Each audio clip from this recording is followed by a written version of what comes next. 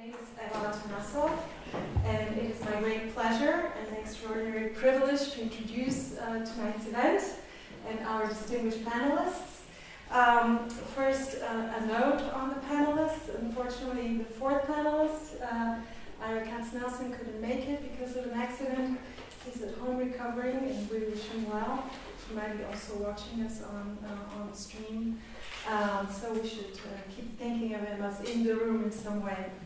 So at the risk of detaining us a little bit longer, we're already a little bit after time, I wanted to begin by saying a few words about the larger sort of context for this event, and then of course introduce our distinguished guests tonight. So our conversation this evening is part of a series of happenings that Bard College Berlin is staging under the heading of the Eine Uni, Buch initiative.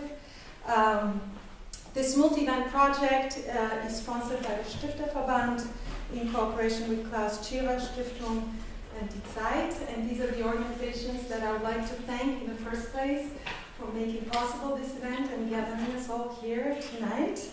Now, the aim of this initiative is to prompt, or is it to say to nudge, universities to engage in the course of one semester with one book of their choosing in a kind of broadly minded, not just academic way.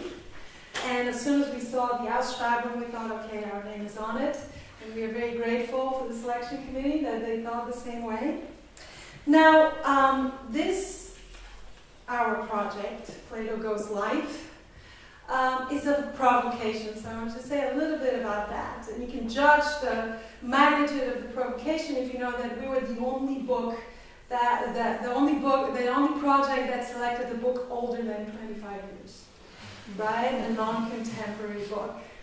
So what is the provocation? The reason I want to say something about it because it's not only relevant to tonight's panel and the project as a whole, but I will say to our educational model and seeing our students around, they may want to hear about that. Okay, so the challenge in a nutshell could be reduced to two questions. First, could it be that a book that is almost 2,400 years old, that has generated whole traditions of interpretation, a lot of contestation, no agreement whatsoever on how to read it, but about whose production we know nothing, next to nothing, or circumstances, Plato's life, his political views, nothing. Could such a book actually teach us something useful about ourselves today? That seems to me the kind of primary question we're trying to consider. And so enhance our political and cultural self-understanding. Now, so if the first question is whether Plato, to stand here for the broad and fuzzy category of the classics, if the question is whether Plato could educate us today, the second set of questions is how exactly does that happen, or why does that happen? And I want to quickly sketch, I'm rushing here, three possibilities. The first is that the classics educate us by telling us about our own history, right? By engaging with them, we actually go to the wellspring of ideas and of debates and contradictions and contestations from which our institutions have been born. So, in a way, they reveal to us where we came from and how we moderns became who we are. To borrow very loosely from a distinguished German thinker and intellectual historian, Hans Blumenbach, right? The classics, in a way, legitimated modern times by revealing our genealogy. This is one possibility. The second possibility of why the classics could be educative is that they articulate with unparalleled clarity and crispness universal human questions, right? That they sort of reveal universal dilemmas that, regardless of time or place or circumstance, human beings have grappled with and will continue to grapple with. This is the kind of hidden universalism that makes them classics in the first place. Their capacity to transcend their own circumstances and sort of teach across the ages. Finally, a third possibility, which I take from an author dear to me, Alexis de Tocqueville, on which I want to dwell a little bit. And it is, could it be that the classics educate us, or that the value for us of classical learning is not, or not only, in laying out our genealogy, or articulating with unparalleled force universal insights in the human condition, but rather in presenting us, indeed confronting us with human alternatives, with manners of thinking and feeling that are very different from our own. As Topper reflects in a short chapter in Democracy in America on the use and abuse of classical learning for modern democracy, he suggests that the classics, by which he means mainly Greek and Roman stuff, but he also studied the Quran, laws of manner, and other traditions, that the classics have plenty to teach us not despite, but precisely because they were created in vastly different social and political conditions, governed by a mode of production completely different from our own. In other words, it's not by legitimizing us, but by robustly calling into question our own legitimacy, that they force us to give an account of who we are, and so become better known to ourselves. Likewise, it's because, okay, skip that part. So these are the three options, right? And I dwell on this question because, as I said, this informs the panel tonight. I mean, obviously, part of the question here is what can we learn from Plato, who has gone down the ages as a sort of reputed anti-democrat. What can we learn from Plato that is of use to us today, not only to diagnose what the trouble is with modern democracy, but perhaps to even imagine how to transcend, go on, transform this democracy, overcome these troubles. But also because I wanted to invite you to our next event, which is directly dedicated to the question of education, November 20th, in the Barnum Said Academy. We'll have a very distinguished set of 4 academic leaders who will be thinking about the meaning of university education today, its purposes and successes and failings. Okay, at this point, I think I should thank especially our panelists for embracing this risky enterprise, accepting our invitation and joining us tonight. And I would like to briefly introduce them, not by summarizing their Wikipedia pages, which I trust you can do yourself, but by saying a little bit about why we thought this particular crew would be a wonderful sort of interlocutors to Plato and to each other. And I begin with Ulrike Guérot, University Professor for European Policy and the Study of Democracy at Danube University, Krems. She's also a long-standing member of the European think tank community, founder and director of the European Democracy Lab. Ulrike's political engagement, I would say, runs the whole gamut, right? From academic, political thought, through lobbying, institution building, public relations, publicity, sort of journalism, and grassroots activism. Among her numerous books, I wanted to especially foreground this one, which is called, I'm going to go directly to the English title, Why Europe Must Be a Republic, or One Republic, a Political Utopia. Now, in talking about this utopian project with Ulrike, she would not hesitate to mention the word revolution. It seems like the future of Europe, a European republic, requires a pro-European revolution, whose social base and advance guard are European-minded and politically engaged young people like we have here gathered today. So it seems fair to say that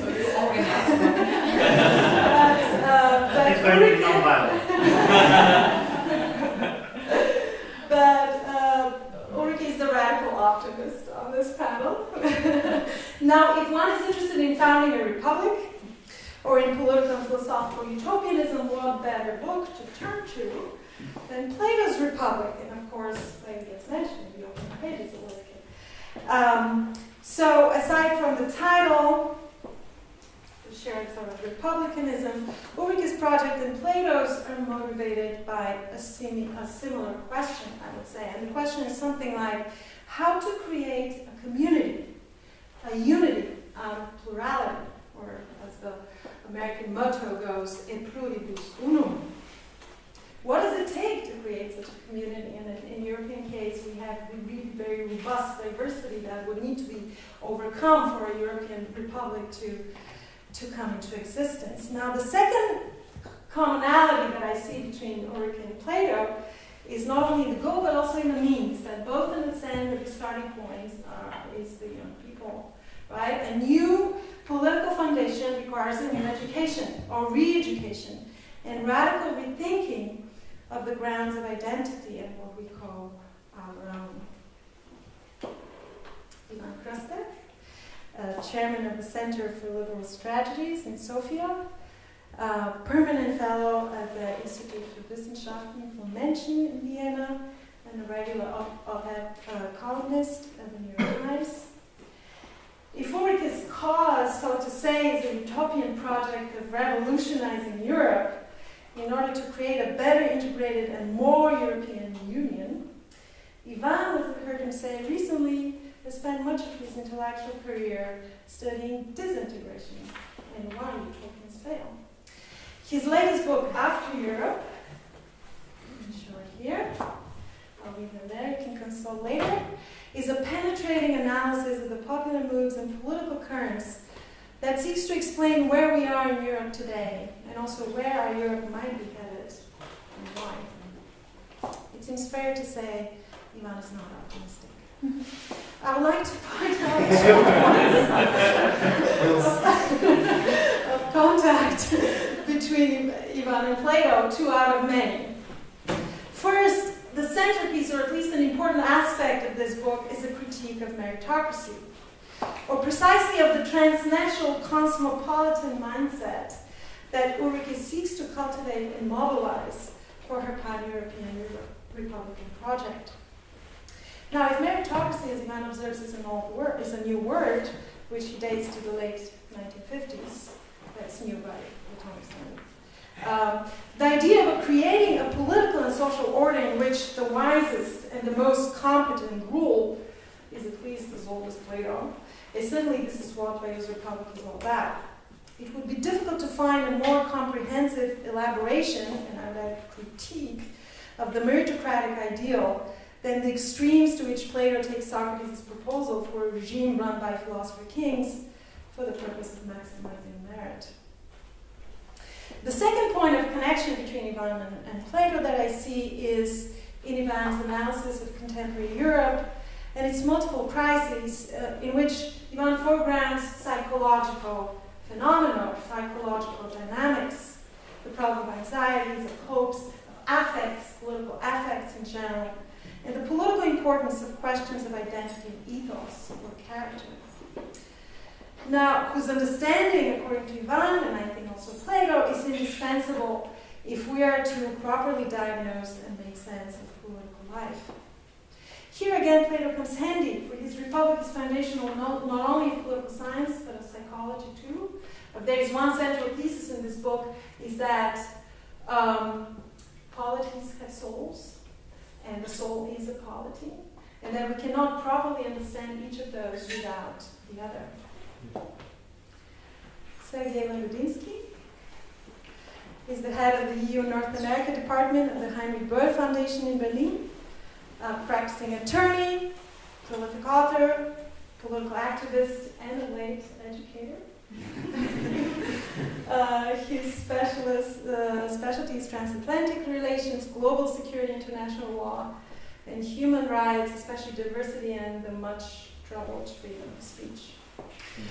Educated in Göttingen, Harvard, Humboldt, recipient of fellowships at Harvard and Yale, and of numerous awards, Sergey is a prime representative, I would say, of the very meritocratic youth on whom Ulrike's European Republic seems to depend, and whose political future Ivan doubts. If Ulrike is the thesis here and Ivan the antithesis, you guessed correctly, we need a third. And this is what Sergey's place is in the panel, hopefully to mediate and synthesize between the two. But he also has a very Socratic task, namely to make sure that no proposition remains unquestioned and no argumentative ground unturned. We very much count on his forensic experience. Now, our last but not least meritocratic meritorious moderator, Michael Weinman. His official title is Professor of Ancient Philosophy at Art College Berlin, which I find to be a gross simplification. Full professor before the age of 35, author of 3 books on such diverse topics as The Role of Pleasure in Aristotle's Philosophy, or Virginia Woolf's Narrative Experimentation and its Philosophical Significance, and most recently with Jeff Lehman on the Parthenon, the landmark of ancient Athenian architecture, and its pertinence to liberal education in sort of strong relationship to Plato's Republic. Michael has also published articles and books, book chapters on ancient Greek science and its reception in 20th century German philosophy, on modern phenomenology, Hannah Arendt, and on themes in contemporary political philosophy and constitutional thought. I think he's well placed to lead us tonight. And with this, please join me in welcoming our panel. Just so we have a sense of how we'll proceed from here, I'm going to ask 3 questions of our panelists, and I'll do it with severe brevity so that we can hear from them. And then around the turn of the hour or a bit later, we'll open it up for further questions. The opening question that I'd like to ask is simply a version of what Eva has attempted to begin to answer or suggest some answers to, which is why, if at all, is it helpful to turn to Plato's Republic in thinking about some of the current discourse about the trouble with liberal democracy that's widely perceived in many quarters and has received no shortage of diagnoses over the past 2 years, in particular, owing to recent events. And in what ways do you find the suggestion that there's something integral about character formation, in particular the story that gets told in books 8 and 9, but especially maybe book 8 of the Republic, to these questions of liberal democracy and its problems today? And I start. Okay, so pleasure to be here, pleasure to be invited to discuss this. I confess that I had an extremely busy period and I didn't read the Republic for preparation. Students who come in. So, but what I remember from my ancient lectures of that book at some moment in my life is that there was one sentence which struck me by then, and I guess it's in chapter 8. And it is the sentence that the Republic is threatened when you let too much money in. Mm. Yeah? You need control over the money. Yeah? And I think if we walk from that sentence, we can detect a lot of what is going wrong, what threatens our democracies. We could probably build a bridge to European politics today and discuss about capital flows over borders, yes or no, which is a reflection which Varoufakis has a lot in his book, why the Greek did or did not do have it, yeah.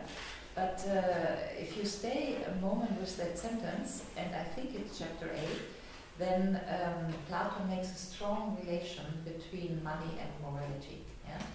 And down talks the people who are always into the money things, and welcomes those who are not, between the people who the things you need and those you don't need.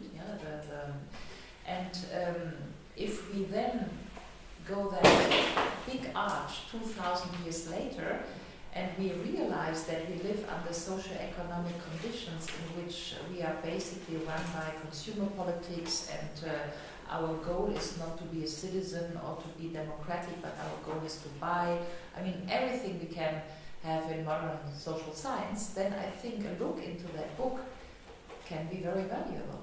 Obviously, the book, and this has been mentioned by Eva, but obviously we need to assess that those who were democratic by then were the men and not the women, and not the slaves. I mean, we need to have the conditions of who were the corpus of democracy by then, and we enlarged the corpus. If not, I would not be sitting here, yeah, and all these smart girls.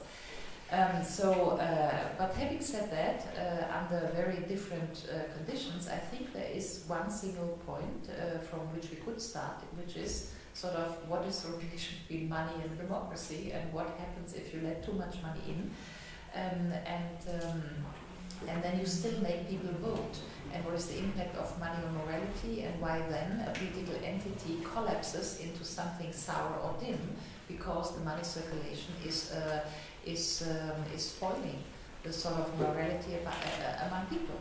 And I say this because Platon says, or the word he uses is morality, yeah?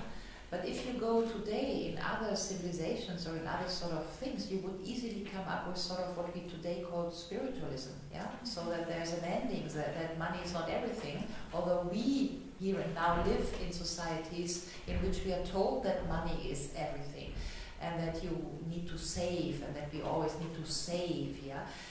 The Bible tells an opposite story, du sollst nicht horten, yeah? So it's very interesting that you could, and I say this because it's a non-religious book, The Republic of Plato, yeah? But if you go into religious scripts, yeah, you can find pretty similar sort of approaches to the organization of a res publica, the collective, yeah? And you will always find the central point is how you deal with the money question.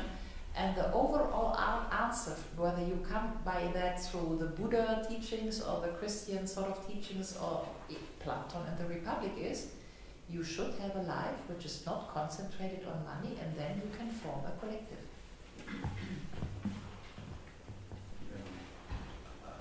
Well, thank you very much. As opposed to Ulrike, it wouldn't have even helped me if I read Plato just a week ago, because I'm not a philosopher, so I wouldn't have understood it anyway. But I tried. To be honest, what I think is important today, as it was then, is precisely what you mentioned, this connection between state and understanding of state and community and character. And I thought that the description of a just person, something that resonates today. I think we don't have enough just persons, and I think that we as a collectivity, our common collective character, lacks a just soul. And this is what we're seeing today. And just to remind you, a just soul has 4 components, right? And the first component is wisdom, making wise decisions based on rationality. And I think this is in the times when we are talking about so much which is emotional, which is constructed, which are constructs in our heads, which are fake news, which are the triggers that we find through Facebook, social networks, etc. I think reminding ourselves that knowledge is a virtue and part of our collective soul is a very important political. I think that the second component, the component of courage, is not less important. We are in times where we need courageous souls and courageous actors who would confront the forces that entered the Bundestag in a way. You mean the Greens? They should rejoice that the Greens still entered the Bundestag. But the forces that everyone is uneasy about, and I'm not I'm not talking about. Actually, there are students here from my course where I say we should be tolerant to parties until they're banned. So we should be tolerant to those parties, but we also should be courageous, and we should find ways of confronting them. And there we are with the third part of the soul, with moderation. We should be moderate in those in trying to calibrate our different parts of the souls so that our interaction and our way of how we perceive democracy is a moderate one. And maybe we will fight about this a little bit because Ulrike is someone who is very passionate, and I'm someone who says, our passion maybe should be also moderated by the opportunities that we have, by the chances that we have to apply this passion in a productive way. And the third, and the fourth one is what he calls just soul, which brings all this in agreement. And I think it is important that we have this justice, wisdom, courage, and moderation that reminds us of our common political soul of this community. Thank you very much. I will not excuse myself that I'm also not specialist on Plato, it's obvious. But I'll try to give you really why I do believe reading books on which you're not specialist in a concrete moment can be important for you, not for Plato. And I'll start with a story. I was in Kiev just after the Maidan, and there was a colleague of mine who is teaching philosophy there.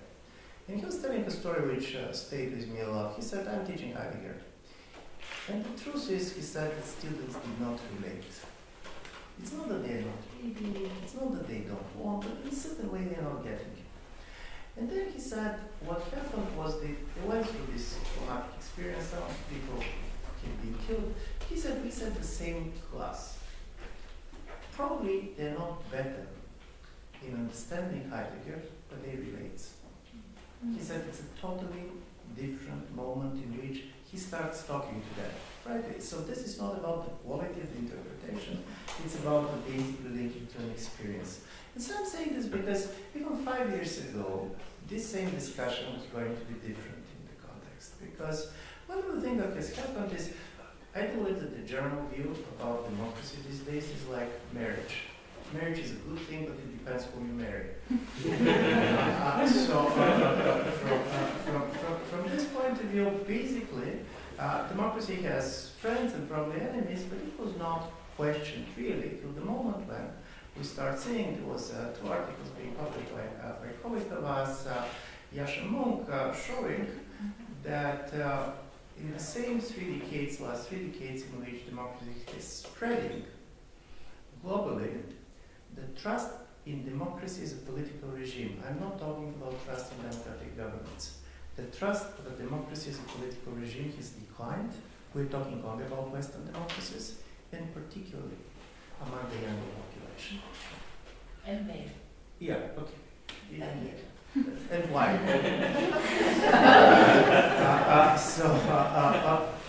Why I'm saying this? Because I do believe one of the interesting stories for me when you see basically, if you decide and assume that Plato is a critic, if not anti-democratic critic of democracy, one of the interesting things to remember is that he's very critical about democracy because he believes that democracy leads to tyranny. This is his kind of problem with tyranny that makes him very kind of critical towards democracy. And I'm saying this because it comes to a story in which we basically started asking ourselves the questions that obviously was a question which was very much kind of present in his own time. To what extent the type of citizen that our democracy is basically educating, producing, or not educating, is becoming a problem for the institutions, for the political regimes. I'm saying this, and of course, it's a question that has been asked by different people in different times. In the 1960s, Daniel Bell saw something interesting about capitalism. He said, the precondition for the success of a capitalism is a pre-capitalist person. He said, the saving person is not a product of capitalism. The borrowing person is.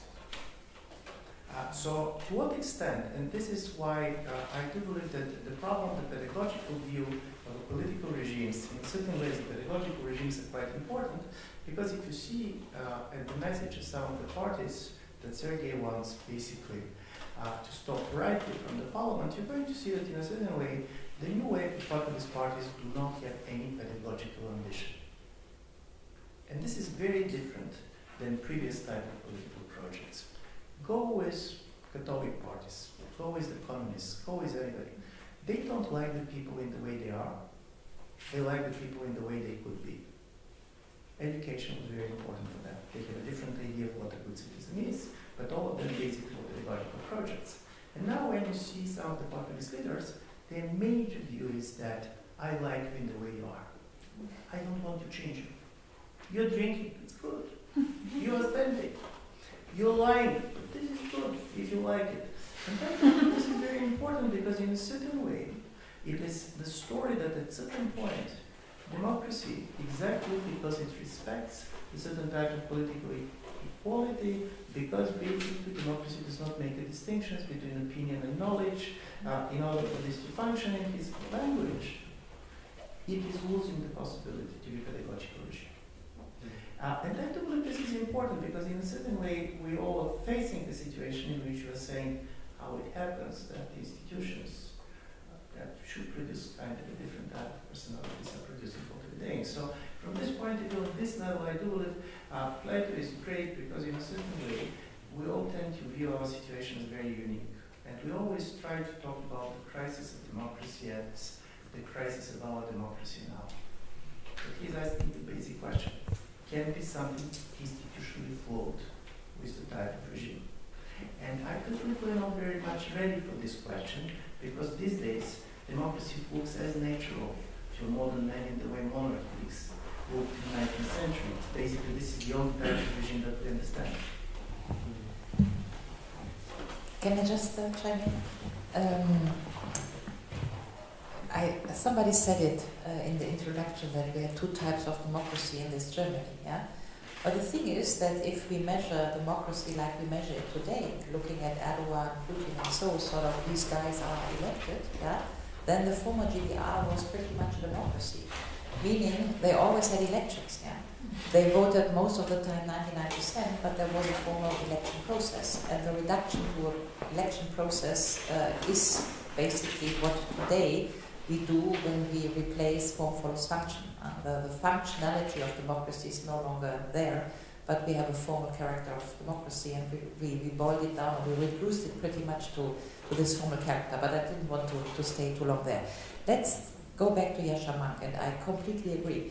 I read this Landers. If you want to read this, Journal of Democracy, January of this year, with all the data of basically data for Germany too. More than 50% of young Germans do no longer think that democracy is the best form of political entity in Germany.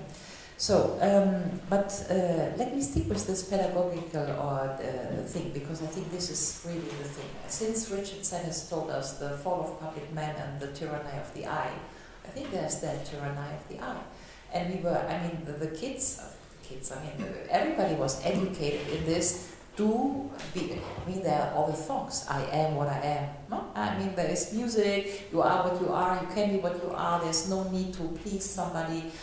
Take your Google Watch. Watch yourself. Have your profile in the internet. There's such an I culture. Richard Sennett wrote the book, 20 years ago, 15 years ago, but he was really early in writing it. And since ever then, we got more into the I culture. Yeah? And so we lost the we.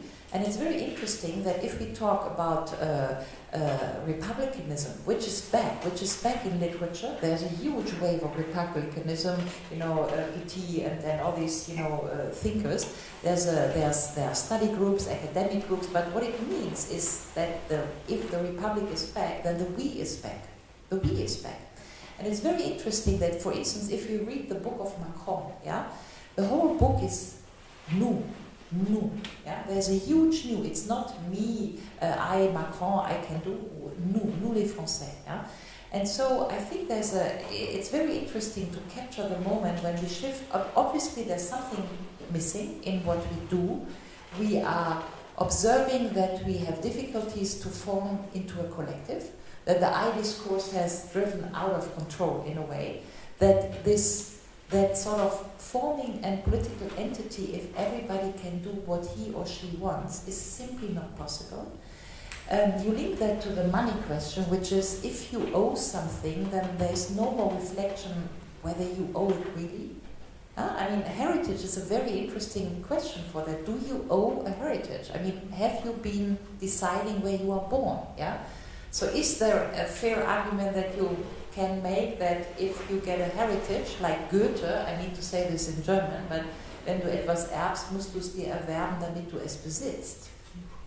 It's a very interesting line, which tells us that you don't owe something, then it's yours and you don't need to share. Yeah? So there's always that ownership sort of thing if you are considering the I in a society. And I think just to go with Ivan, I think we are back to a certain configuration of the we, because we have too much of I. It comes along with pretty many economic questions, but it also comes along with education. And I can see this also because I'm teaching and talking many times to young people. We lost critical theory. Yeah? I'm giving them like spoon feeding my babies. Yeah? I give them a PDF here and a PDF there, and I can be happy if they eat or digest the PDF. Yeah? I'm no longer, to a large extent, they don't do the research work. Find your topic, go to a library, get your interest, pick a book, whatever book it is. Yeah. So there's the finding the own way too. There's also not the making, because wisdom is a different thing than connection, connecting the things among each other. So all this to say that now we have probably inbuilt mechanisms which are enhancing the I, because we have been youth which is trained into efficiency. They want to please me because then they read the PDFs, and when they have read the PDFs they think they have studied. We are confounding science with thinking, which are two different things. Heidegger, Wissenschaft ist kein Denken. And I agree with Ivan from whoever was the quote, the capitalist functioning, the way that we push the capital, I think it was Matthias who wrote this in one of your articles in Den Blätter, I think, that was the quote that Ivan used, but the capitalist system basically could probably be pushed so far as we are today because we had people who still had a sense of the Republic. We had good teachers who wanted to teach and who wanted good students. We had lawyers who were in the Gerichten, wie sagt man, in the courts, and who did good work. But if you are now accustoming people to the only thing is that I can leave, I can have my my 32 hours, 35 hours. I do not need to invest into the public good because the essential thing is that I can take out the I. Yeah? Then the Republic literally falls apart. And I think the very fact that we talk about the Republic today is that we discover that the Republic is gone. And that the atomization we are experiencing leads to something, say, in the wording of Hannah Arendt, atomization of society has always proto-fascistic elements. I just wanted to... I do understand the critique of the current system. I think that the challenge that we're facing is a little bit larger because it is not just that we cannot, or it is not that we do not educate people. I think it's getting more and more difficult to do so. It's unimaginable to stay on the rational level of arguing because the way that a lot of people, especially those consuming all this information, which is disseminated through the internet and very, very easily accessible, they are poisoned by this conspiracy thinking design of arguments that we just don't get. And we have an argument, we have an exchange with those people, which is on different levels. We argue on level A, as we are used to, because we are used to more or less rational, informed debate. And then you are confronted with people, I don't want to give any geographical limitations here in Germany, but there are a lot of Eastern Germans who, for whatever reason, are open to a certain way of thinking that we just don't grasp. And if we cannot explain to them our ideas, and they cannot explain to us theirs, because I mean, for those people, the world that they live makes sense. I don't know whether there's traumas or trauma of transformation, of unification, of not being counted. Granted, but how do we move on? How do we find not just a common language, but a common way of thinking that is at least complementary, not the same, but complementary, being able to talk to each other. And I do think that this is a much bigger problem than parties those who want to educate and those who don't want to educate. And by the way, I think that the populist parties do want to change people.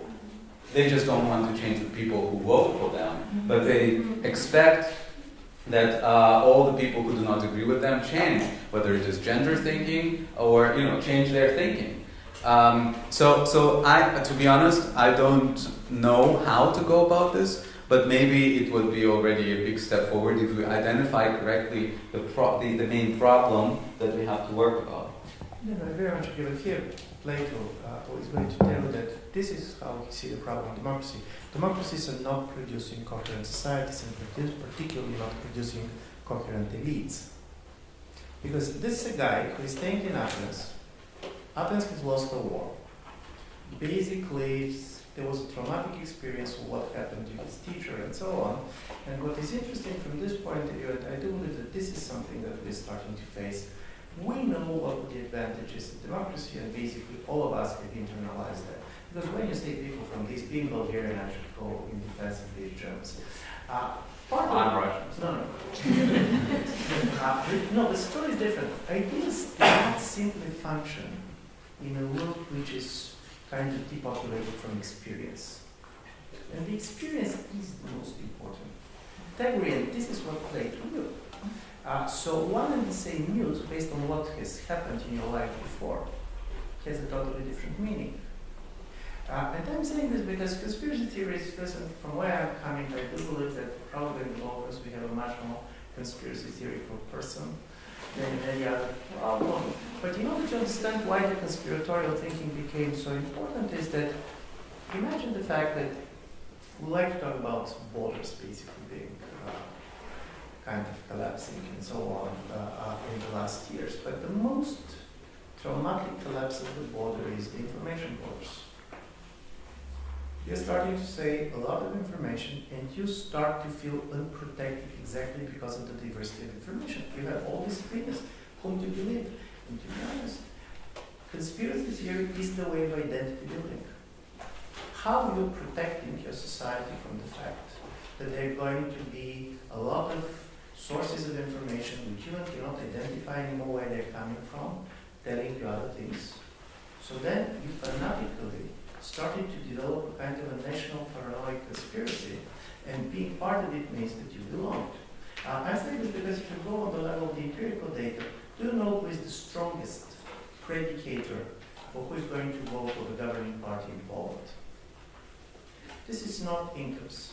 This is not education.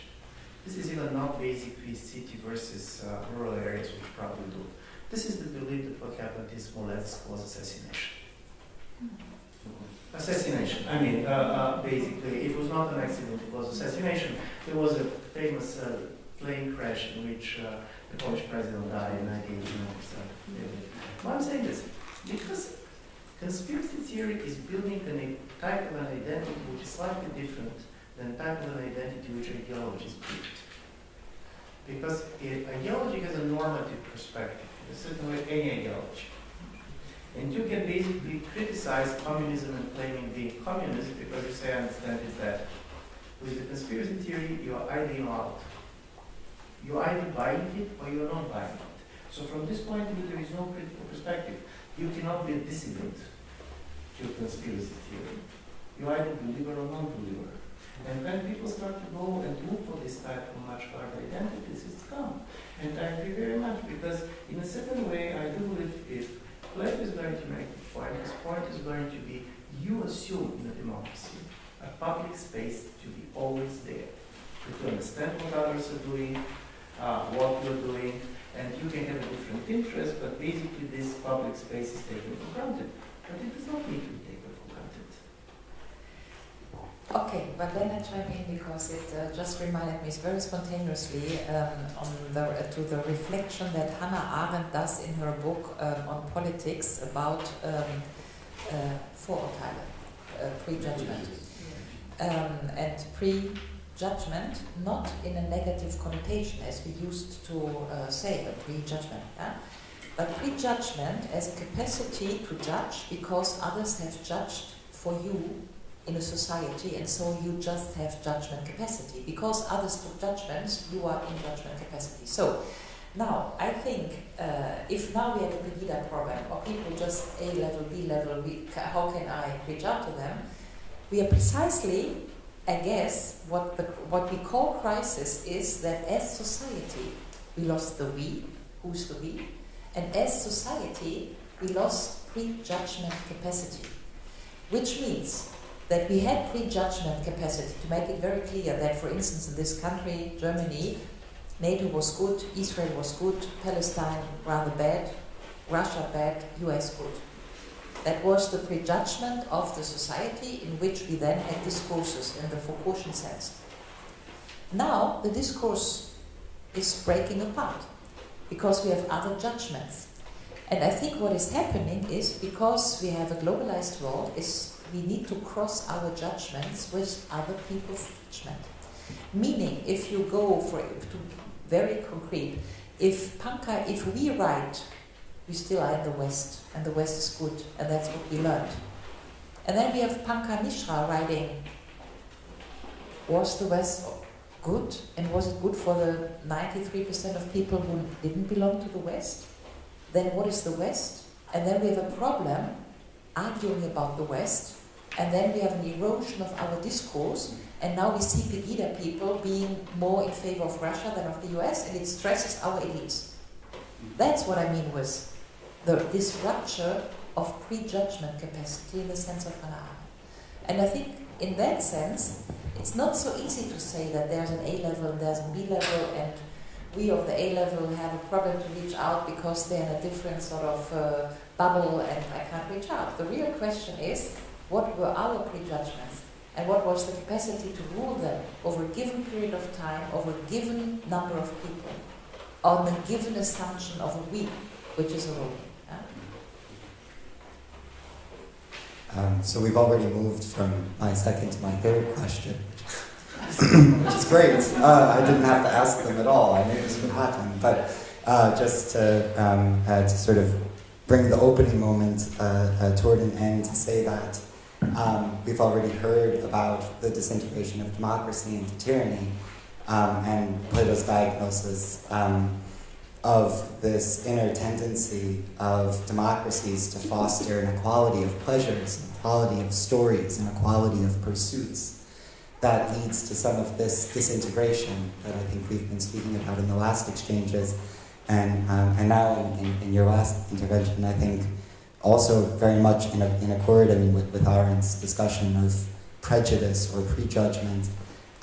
This stands on strong Platonic grounds, and points to the third question that I wanted to raise, which is it possible to preserve the democratic value of diversity? And something that Plato also sees in a rather striking section in Book 8, speaking of the idea of democracy as a many-colored cloak.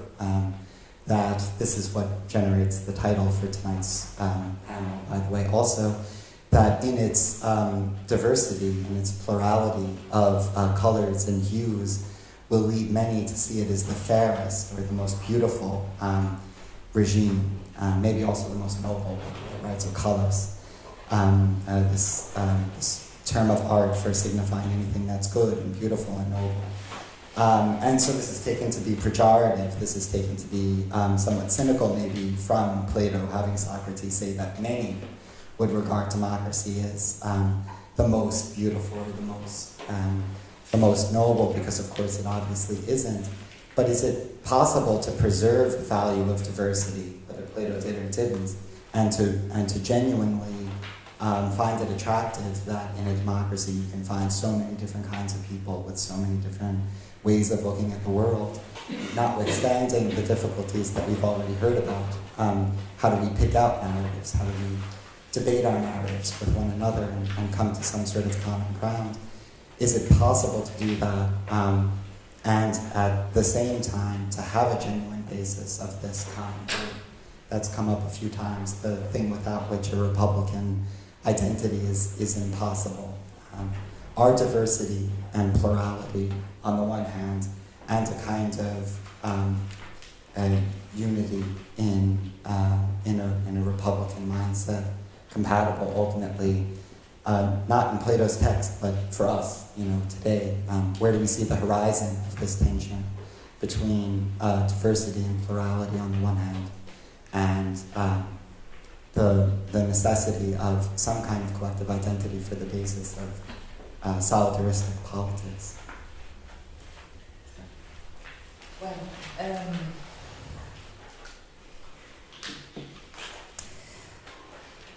I think the question you can only answer if you set a couple of conditions. You say diversity and plurality, you need to link this back to equality, yeah? Which is that everybody being diverse is still on equal footing with respect to the law. So there is an equality item here, whether we basically everybody who's diverse is respected on the grounds of the same law if we want to have a political entity. Yeah, I think what I wanted to say in English and I didn't succeed is that there's a difference between gleich und gleichwertig. Yeah? I don't know what it would mean in English. Equal worth. Equal and equal worth. Yeah, it's a very important distinction. Yeah, because you can be equal worth and then you can be very diverse, but you're still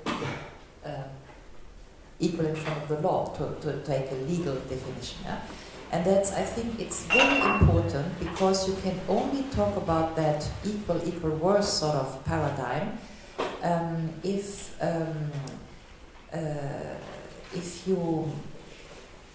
you place the question of power relations in the middle of the table. Because what we are actually discussing is not really diversity. It's the diversity in relation to a certain equal worth, and so basically power relation most of the time built on money. Yeah, let's have be very precise. The Arabs in Paris, yeah, when they have super much money and they go Avenue Montaigne, nobody talks about Muslims. Yeah? And under the burqa, if they have some Gucci shoes, the Muslim thing is not the problem. Yeah? The problem starts when they don't have money. Yeah? So the sort of being different then is not the case. Yeah? So I think we can organize societies of diversity basically on equal law only if we put the power / capital / money question on the table. And I actually do think that the sort of the emancipatory goal of republicanism, if you frame it global, if you frame it in the sense of Kant, yeah, which is everybody is both free and equal in rights, which is the first sentence of the Universal Declaration of Man, then what we are doing as mankind since a couple of centuries is just to solve the question who we are taking into this paradigm of everybody is free and born equal, so equal in rights, even if he's diverse. 500 years ago, basically white men with indigenous people said that, they are not mankind, right? We had the same fight about the women who are now integrated into the body of democracy. We had the same fight about the blacks being integrated in the democracy of the US, and so on and so forth. Today we are really far-reaching in that diversity thing, yeah, because we integrate homosexuals, but we have other debates of, we are talking about rights for kids' votes. We have even discussions, this is what Bruno Latour is doing, whether le Parlement des Affaires, the parliament of things, where the things should have a right, and the things is Gaia, nature, sort of. Are the animals voting? Do they have a right? Are they under the bottom of, can they be diverse of us but still have an equality access in the republic we are constructing? So I think that is the diversity plurality thing, and the plurality question is who is in that republic under the basis of what rights, which always has a power question behind. Can I use it? Because in a certain way, democracy is also about governance. All this good story, of course, being, my grandmother used to say, better to be rich and healthy than sick and poor. But at the end of the day, this equality is important, but how you're taking decision in democracy is based on majority. And one of the biggest problems that we have these days is not that we see the rise of identity politics now. We have been on identity politics for the last 25 years, but identity politics in the kind of the previous 2 decades was very much exactly this type of a diversity and minority center, and you have the idea of the keyword was recognition. So you're recognizing something is equal but different. And now comes a different idea, respect. President Trump believed that the United States is not respected, President Putin believed that Russia is not respected, and this is different. The idea is about power. I want to acknowledge our power symmetry. And in democracy, nevertheless that we're equal as individuals. At the end of the political game, some of us are in government and others are not. And I do believe this type of if you're trying to get majority, and I mean the politics of numbers out of democracy, this is not a democracy. And politics of number can be very much manipulated by money, can be manipulated against money. So from this point of view, you have both options.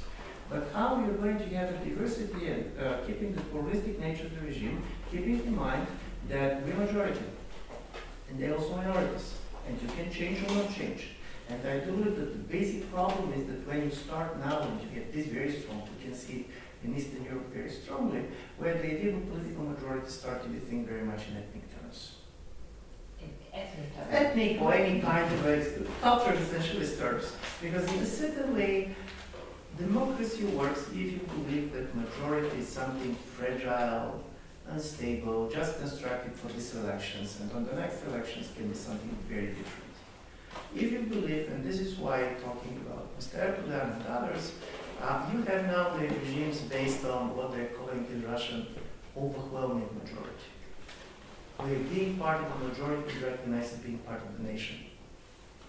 Being outside of the majority is not part of the nation anymore. Nevertheless, it technically can be here and there, but politically you're not perceived as belonging. And I do believe this change is very important because, as probably Plato is going to agree, this is not against the logic of democracy. This is not against the logic of democracy. Because the idea that power is not visible in the democratic game is not true, because somebody is a majority and somebody is not. And I do believe this is, in my view, this is quite important, because I want to stop here, but when you say about rights of things and so on, and to this slide, it was ahead of me, to follow him on this, but imagine something totally different, which came with this hacking and others. Listen, I was recently was listening to a story in which a 14-year-old American girl starts to receive advertisement for pregnant women, different types of things to buy and so on, and the family became extremely scandalized, and they wrote to Google and they said, why you're doing this and so on. And 2 months later it appeared that she's pregnant. She didn't know this, and the family didn't know this, but because of the change of the tastes, the thing that she started to buy and so on, the algorithm, which was there, signaled basically that she's pregnant. Why I'm saying this? Democracy is based on something very important, the assumptions that me as an individual know better, my interests, where I am and where I stand.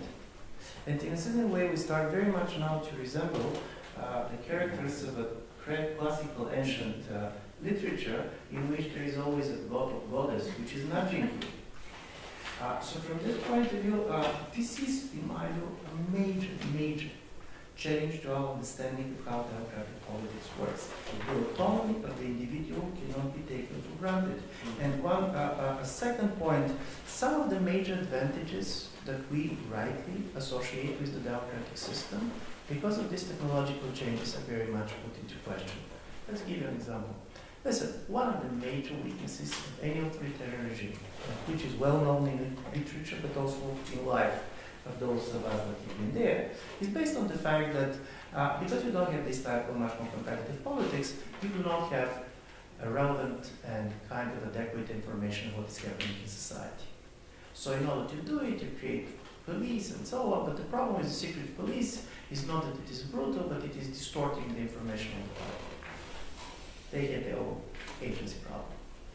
As a result of it, basically the authoritarian regimes end up blind to their society at one point, and this is why they become very vulnerable. So here is it true? In the time of the social media, where basically you can try to get a much more reliable information based on actual interactions where you do not have a policeman as the mediator in this. Yeah. Do you know that in places like China, you're not going to be sanctioned if you're going to write simply a critical remark and trying to expose the corrupt behavior of an official, but you're going to be sanctioned if you invite your friends to go and together to protest. So what now you're sanctioning is not information but a collective action. And what is more, you're also going to be sanctioned in a totally different way. You're going to write a blog and you'll believe that people are reading it. But they're not. Because automatically there is an algorithm which after certain words simply is not allowing the blog to be published. I'm saying this because in this quote, for which we don't know much to be honest, some of the major advantages of democracies and political regimes as we know them, we cannot be sure that they work in the way they should be working.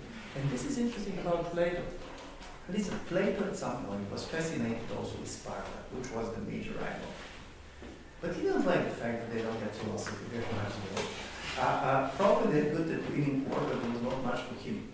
And in a certain way, you start to come with an alternative, which was both alternative to the Athenian democracy and alternative to Sparta. And I think that one of the interesting stories, and I do this one of the major challenge for all of us is, when we have been analyzing what is happening here, and for example, what is happening in China or Russia or other places, we always started with the privileged position that because we're democratic societies, we're better, we know better how to solve this and that issues. Probably this is not true anymore. This is, for me, this is the really tough question, and this particularly tough question for somebody coming from my generation, for which basically we've seen this and that. I mean, this is not, it's not Germany. I mean, it's not West Germany. So from this point of view, I very much admire the fact that you decided to get Plato for this reason. At what moment you start being interested in other political regimes asking the question, could it be possible that at this present moment they have advantages that we don't have? And this is not an easy question also because on a moral level, on other level, the situation is not easy. And, but yes, sorry, I know.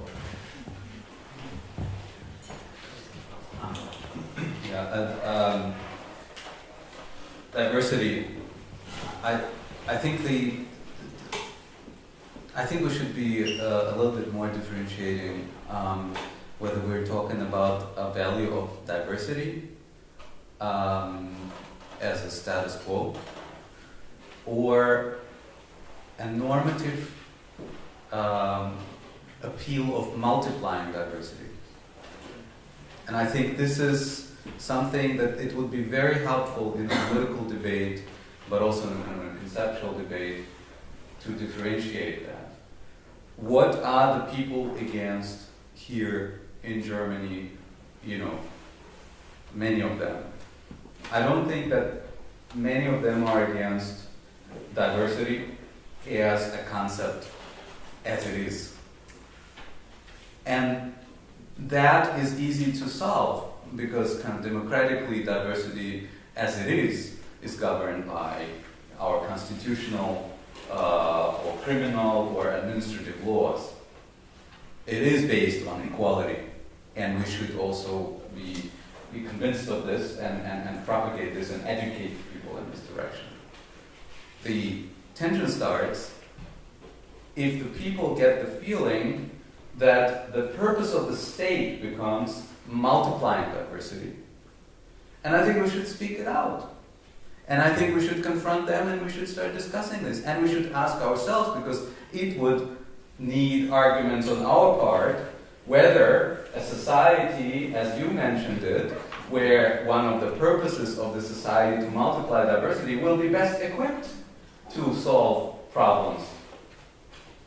And I think that's the actual question, because this is where the disempowerment also, or the feeling of disempowerment, starts to multiply as well.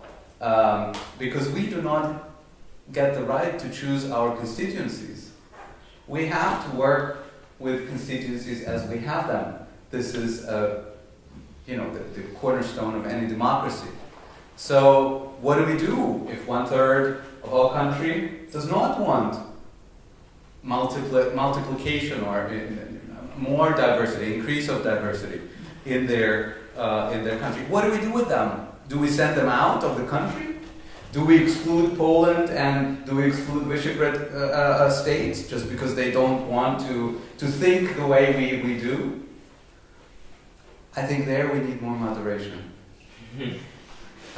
There we need to start thinking about unity of the union, but also unity of the city, in a more moderate way, so that all the components of our soul, including our demons, are in agreement with each other. Because if we don't, we would witness polarization that we will not be able to sustain. And this is the polarization that we're witnessing now. And, you could refer to Mark Lilla, you criticize him, but we need to start thinking about this and start educating ourselves about the world that we're living in, and this educational appeal should not only be for the others, but also for ourselves. Because if we don't, I'm not sure about the unity, neither of the city nor of the union.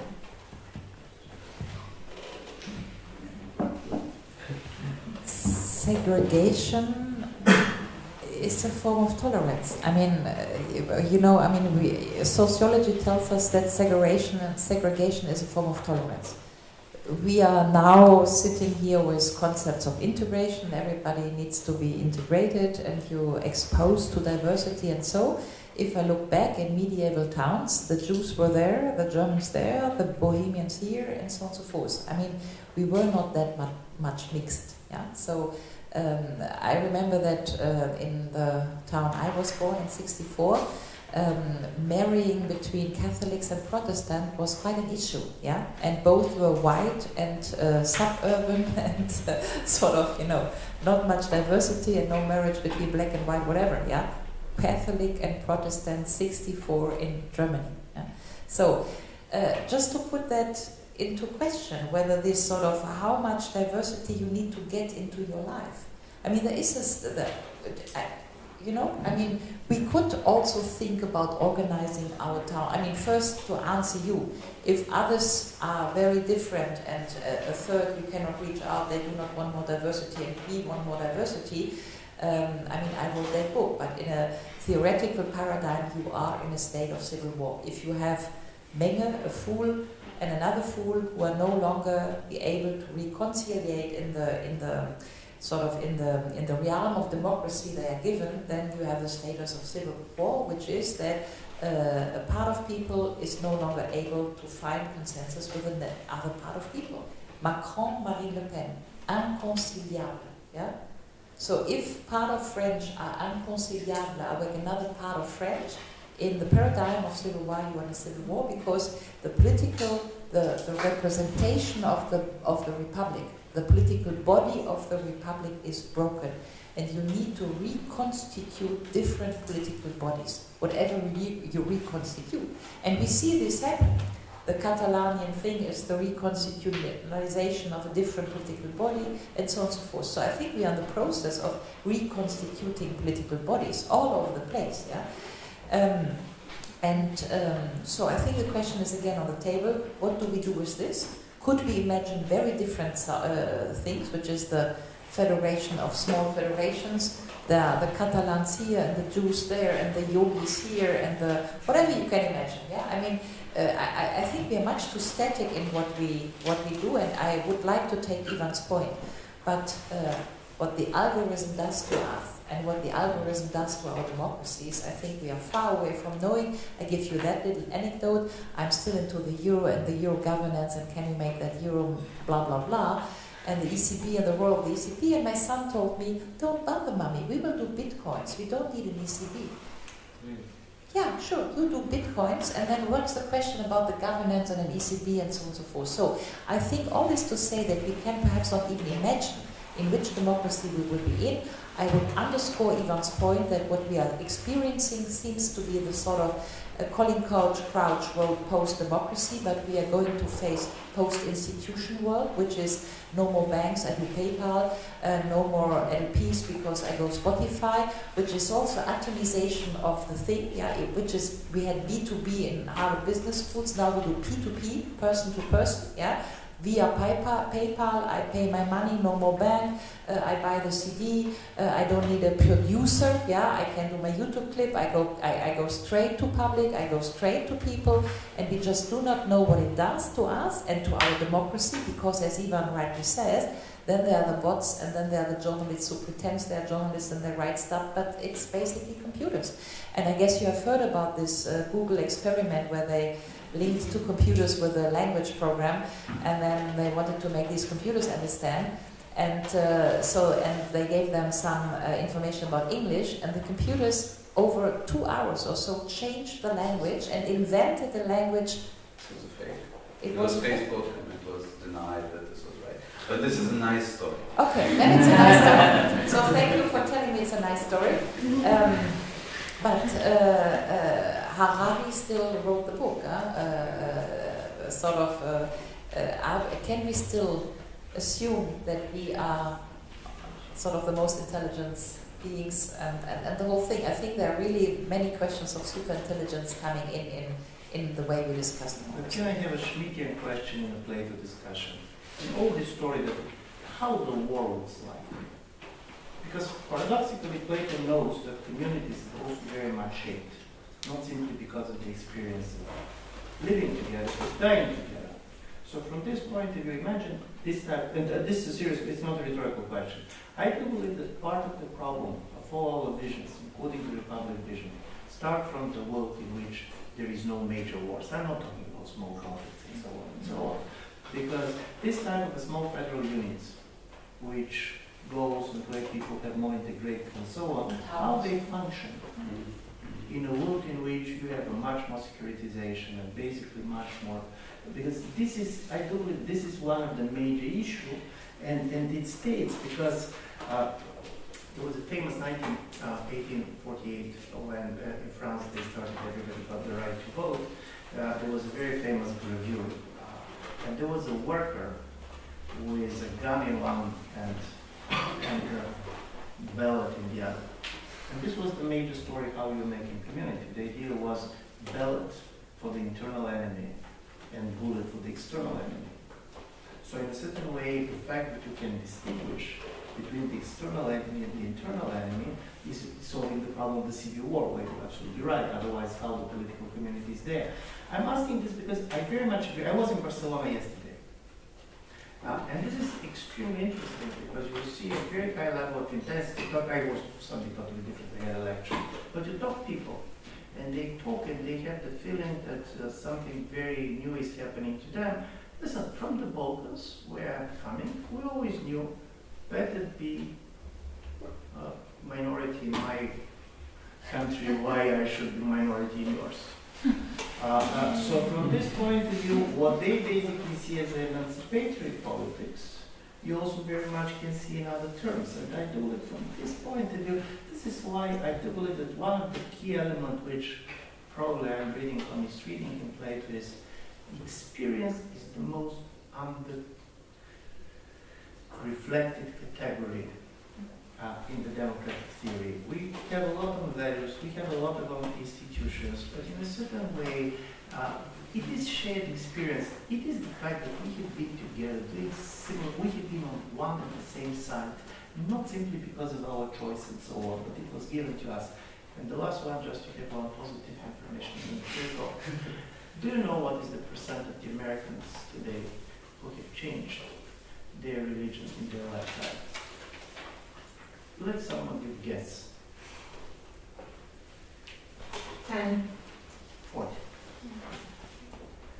And this is why I'm saying 40% of the Americans today, according to the Pew surveys, has changed their religion in their lifetime. So they talk. This is why we talk about market of religion and so on and so forth. So we're also moving to an individual which was everything in his life to be his own choice. I do believe we're going to end up with a situation in which kids are going to insist to choose their parents. And I do believe from this point of view, basically the decline of this type of prescribed identities is very critical, because in these circumstances, constituting community is very difficult because we're trying to constitute community in one generation. This is the problem which I see. Sorry. And then I have a little anecdote, because I'm hosting a young American lady in my apartment, because I do Airbnb, because I have another flat in Vienna. So you're making money.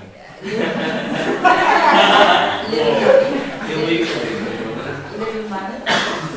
And here's the thing, you get a 20-something American student, yeah, who is shy as can be, never talked a word to me. I mean, sneaked out of the apartment whenever I dropped in, because that was the deal, 3 days a month I'm there, you know, just you. And then at some point I say, okay, I needed to go to the balcony in her room, and what I do discover, 3 Bibles, open, Book of Jericho, and so. And it was sort of dry into this totally religious Catholic, she's here at Freie Universität Berlin doing literature studies, yeah, and she must feel like in der Hölle, yeah. So anyway, all I wanted to say is Ivan is right. It's all about Glauben, I think, and that's what we are now. What we are trading now is fake news, yeah. I mean, what is fake news? I mean, there's a lot to say that.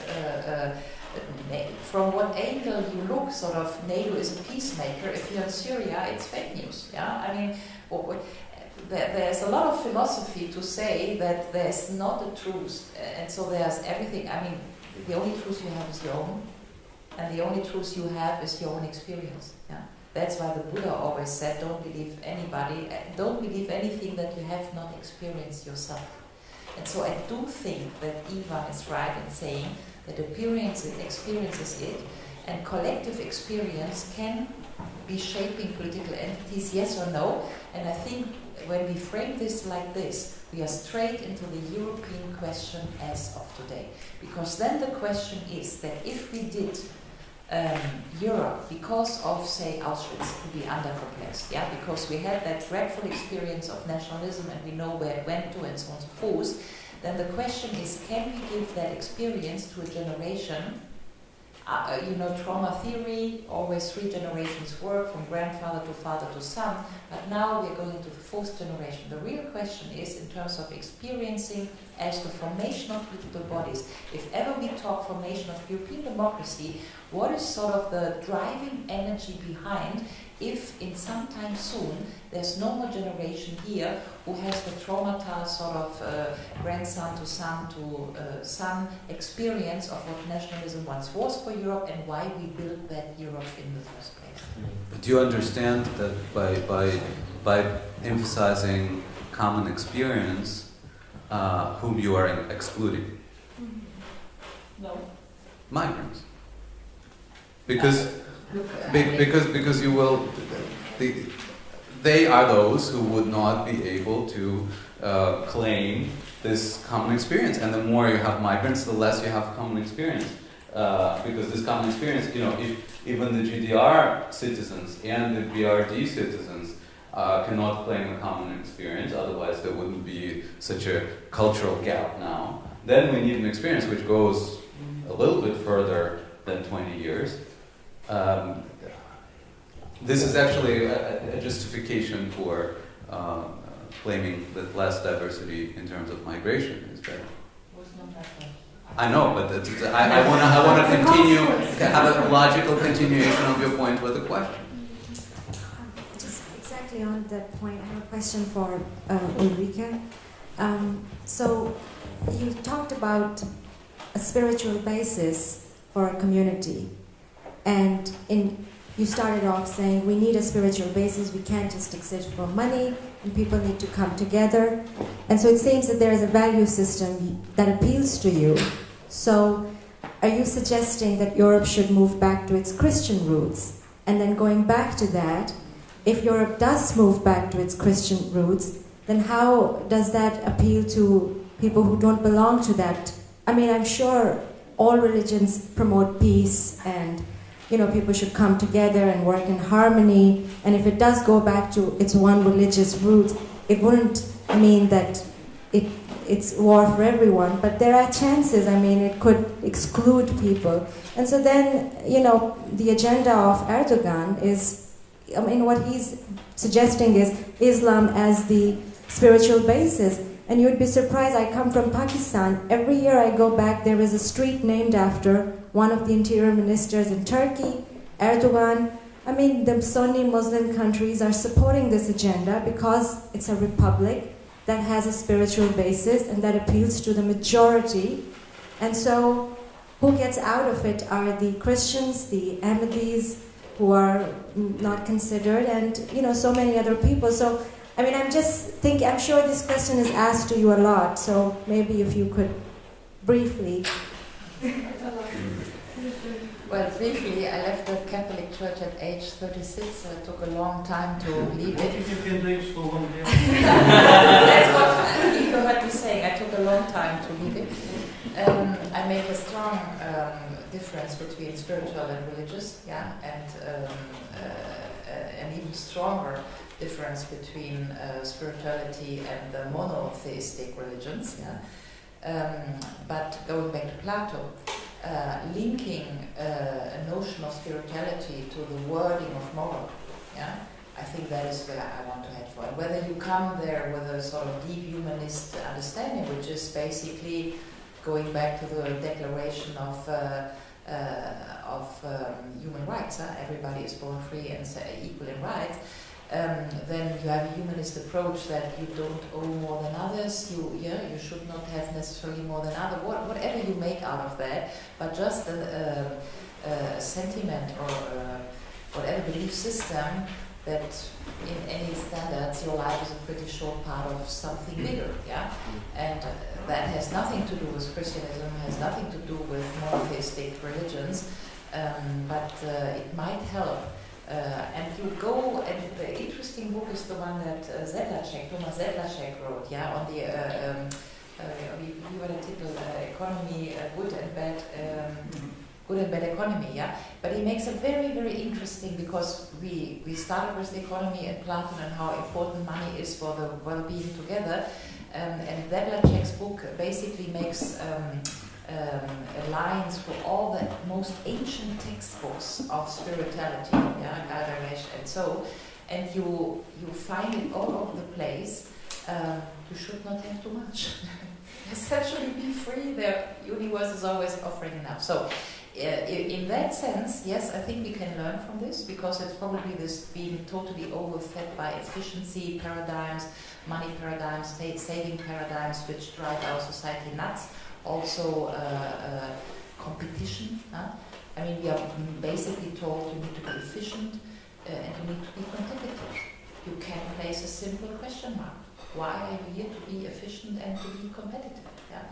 And you don't need to be Catholic to answer that question. Yeah, thank you for the interesting discussion. I would love to pick up on Ivan's last point and also the first point, actually. They were very linked. Lindsay, do you want to introduce yourself? Sure. My name is Lindsay. I'm an alumni of Bard College, and I studied this book with Michael and Ida. So, so studying it never ends, Michael. 20 years, yeah. So I'm very intrigued in the development, which Plato is very clear about, from the democratic soul to the tyrannic soul. And I think it's very interesting that you raise that in these days. So that's the democratic sickness. But I also understand that Plato proposes an antidote to this sickness, which is to expel the artists. Or more precisely, more precisely to expel the wrong kinds of art from the polity. So I understand Plato to mean art as also meaning all kinds of media, so that means YouTube and popular music and texts, and so when he talks about explaining the wrong kinds of media, he means this sort of thing. So my question to the panel is, if you describe yourselves as Democrats, if you agree with this, or in your understanding of democracy even, I don't mean to make it personal, in your understanding of democracy, for democracy to function, what sort of media would you expel? I think Sergey already gave a kind of answer to the question in terms of his appeal for moderation. Maybe I think it's fair if I also give an answer because it's a difficult question and not just put you on the spot. I'm okay with the idea of expelling some kinds of media from a democracy and not accepting all opinions. Partly because it seems to me that one of the foundations of democratic pluralism and diversity, is the agreement of a group to uphold those principles. And to take the example of maybe Charlottesville in America, some people who don't want to or will agree to uphold those principles, produce a kind of media or kind of production or text production or an event production, which I would say can be expelled. Anyway, that's my question. Or can be opposed in some way, but in fact, Plato's clear it should be expelled from the Republic, so that's... You start expelling first.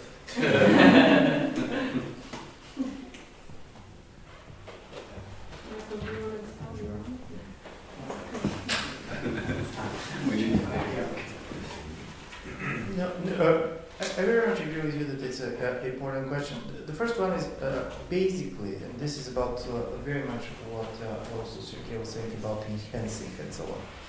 He was interested in democracy as a type of regime, and I said pedagogical regime. Pedagogic regime is about excluding certain things. By the way, the very division between knowledge and opinion is a very important power statement. One is true and the other is not true. And I'm saying this because I do believe the other thing connected to technology which is going to happen is I do believe in 10 or 15 years you're going to see a major change in the way, for example, social sciences function. Now with the big data, before you need an explanation. In a certain way you have a theory. And then you come with a sample. And then you're basically verifying. With the big data, basically, you don't need a theory. You go with a pattern.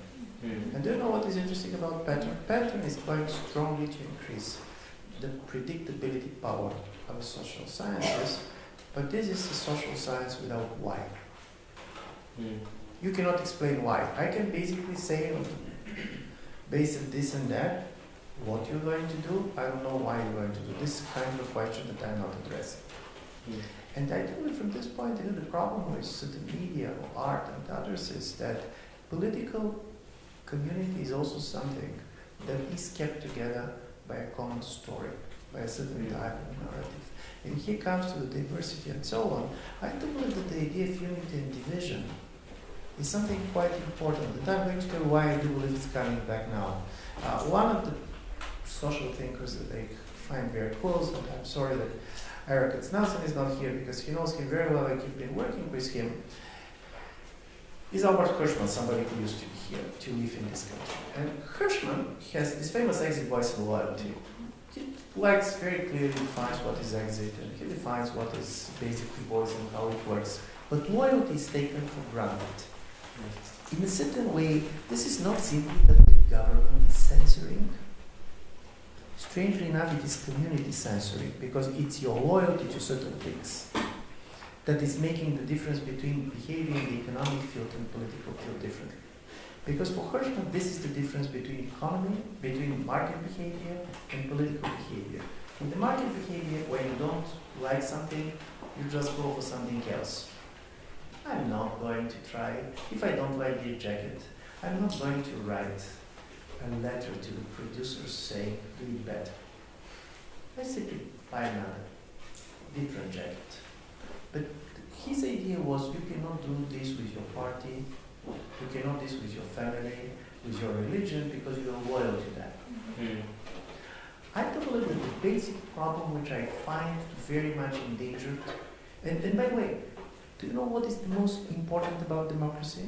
That at least sizable numbers of the people, of party which is going to lose the elections, their voters are going to stay with them.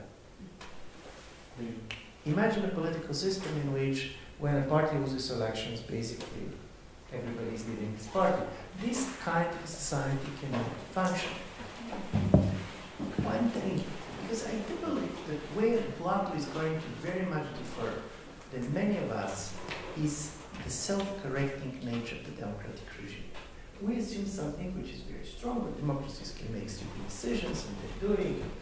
Of course, the famous example of Athenians deciding to kill everybody and so on. But at a certain point of view, we have internalized, based on a certain experience, particularly from the 20th century democracies, that nevertheless the democracies are making stupid decisions. They have a capacity for self-correction. You're basically voting for idiotic government, but then basically you're not going to re-elect it. But it presupposes the common public space in which this idiocy can be seen. And I do believe that the problem with the polarization is that if a society is totally polarized and divisive in the terms of Plato, democracy do not have a capacity for self-correction. Here's my sort of value added. Perhaps the question is not even, or perhaps the better question is House of Cards. Democracy is so overrated. Who needs it? Does it have a price? And how high is the price? I mean, what we're experiencing is we are pretty easily trading democracy for many other things, for consume, for whatever. What I mean is, I was struck a couple of weeks ago when I had a lunch here with the Japanese ambassador to Berlin, who then was heading for the G20. And he gave me 1 page of paper. And the 1 page of paper, there was Society 5.0, and it was all about chains. Production chains, food chains, security chains, and all the, so it was basically how can we serve our citizens, the production, the food, the security. And the first impression I had looking at this thing is, where's politics in here? Do we still need to decide this? I mean, is there any sort of polity, republic, mechanism, democratic voting system?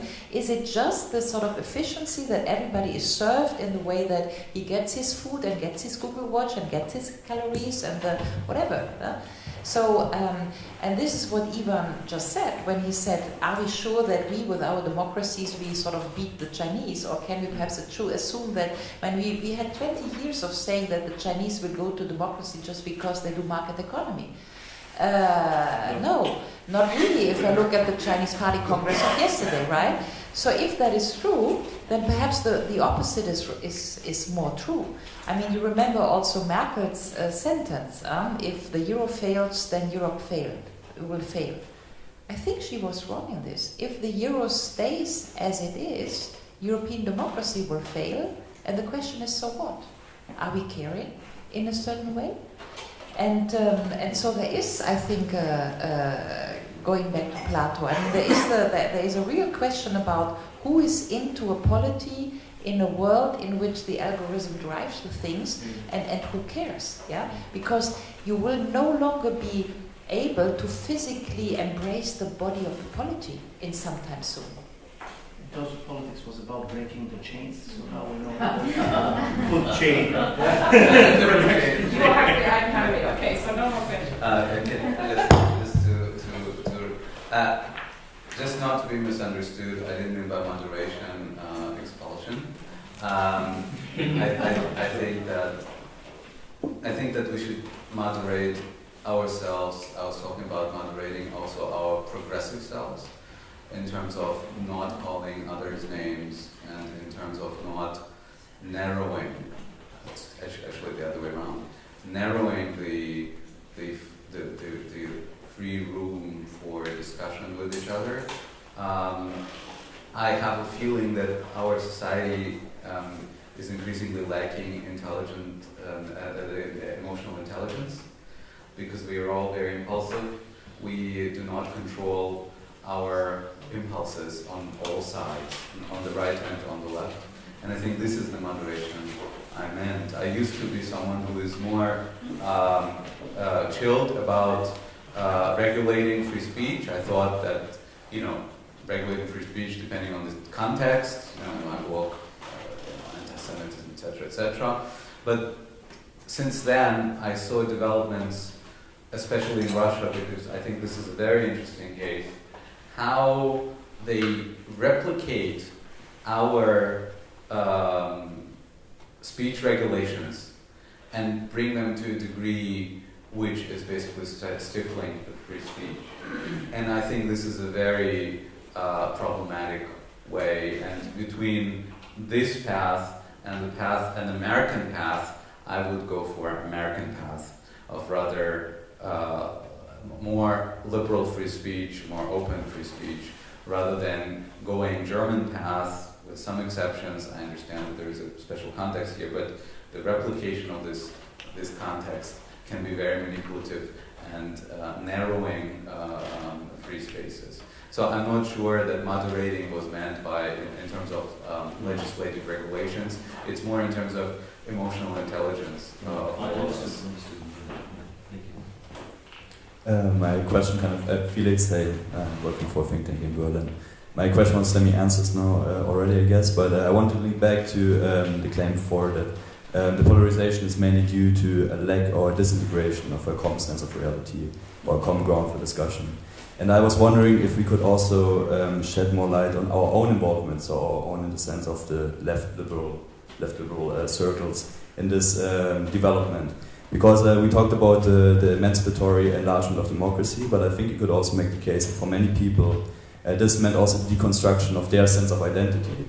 Because we on the left, I'm just speaking for the room now, but I guess we can in this context, tend to forget that in many cases liberal identities meant the deconstruction of conservative identities in many cases, of masculinity and all those sorts of things. So, and at the same time, and this was mentioned in the previous argument, we saw like a tendency to police thinking in the same sense, so talking about political correctness.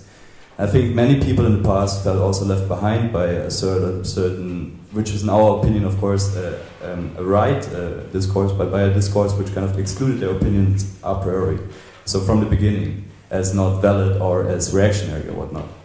So do we also have to kind of relativize our own kind of role within this development? And are we maybe even afraid of contestation? Do we have to be more open to contestation also from arguments which we have to perceive as reactionary, but which we should still kind of give the room to contest us? I think there have been many books written why the left couldn't bundle and why the left failed in Europe and why basically the people in the room who are sufficiently intelligent to follow a discussion like this and have the free time to do it and are not exhausted from whatever dirty work over day are sitting here and basically losing democracy because the others offer something.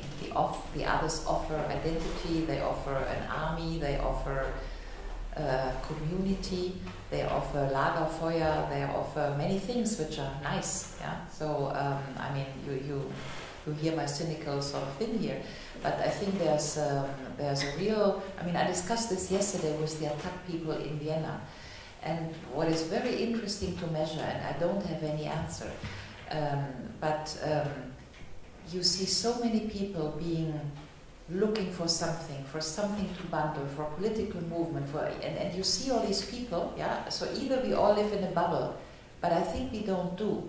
But still, we are not capable to make a momentum, sort of as on the right they do, because on the right they offer all these things, yeah, a military desire or arms for young men who are losing on the social ground. What is better than being 22-year-old for Kevin in Anklam when there's no job around to tell him, no, go to the Bundeswehr and, you know. So I have no answer to this, but yes, I think that this is precisely the problem which I can just grasp in this room, but I could grasp it in Vienna yesterday. There's this sort of lost in translation youth, yeah, who has such an ambition to build something, to be sort of normal, to maintain the peace, the democracy, the liberal sort of thing, and you feel like it's eroding, and I guess it is eroding. That's what Ivan wrote, and I think we agree on this. And you feel like it's going like a fish in a hand, and you still feel like many people having the same sensation, and still you feel like ohnmächtig to do something against. Am I, yeah? And I have no answer. But I think part of the answer is probably offering something to the others. In the sense of offering a community. I mean, if you read the book of Didier Eribon, if you take the jobs away from the workers, if you take the pride away, they need a flag to be pride. So the real question is, what can we offer to let's call them the others, to be simple here, but what can we offer them to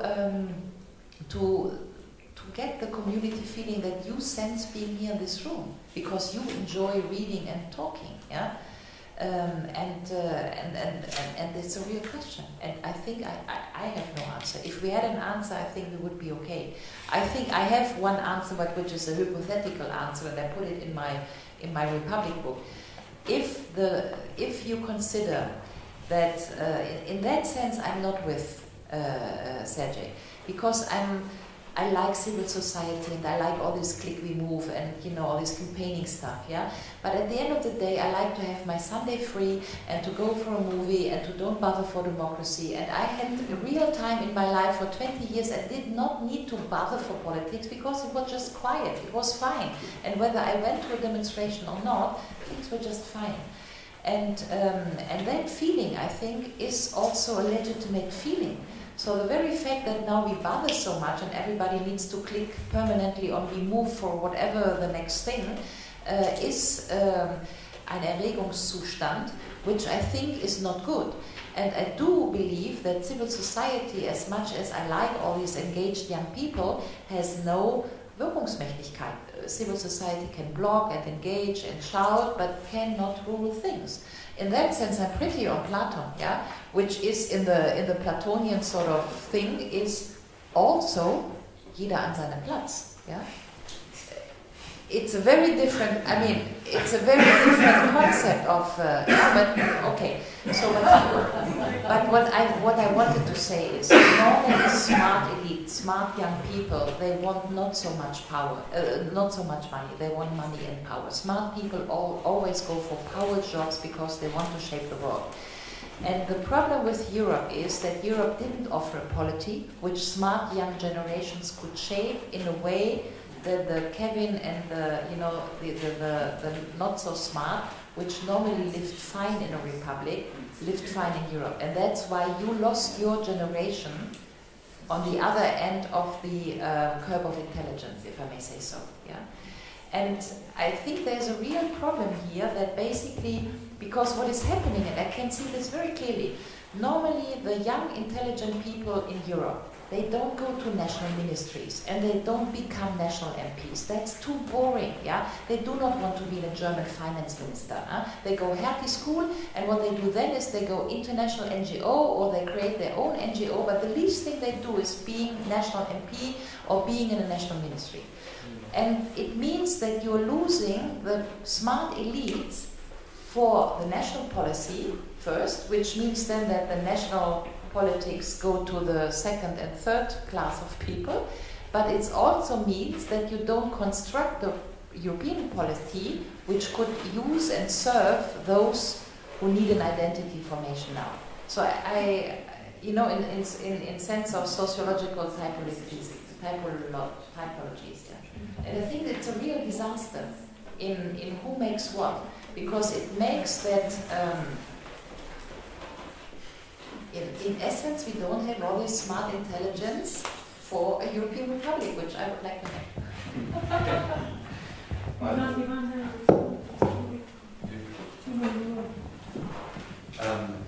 I think one of those problems is not just because the people do not go there, but also because people like ourselves have denigrated politics as a trade. By watching too much House of Cards and thinking that this is the reality. To put it bluntly, I mean, there is this absolutely reflexive, uninformed criticism of politicians, which is totally en vogue and has been en vogue also among the elites and among the left, which has brought us to where we are, where nobody wants to do this because it's not sexy enough. Yeah. So this is number one, and number two, to what you said. I think what we need is and what is lacking now, and we see it now in how people deal with IFD here, is attitude. You know, kind of just like enlightened, progressive attitude in terms of Haltung. And in terms of being a little bit above all those things going on here. I mean, this preoccupation with this one party and this one aspect of its party program is totally unproductive and actually counterproductive.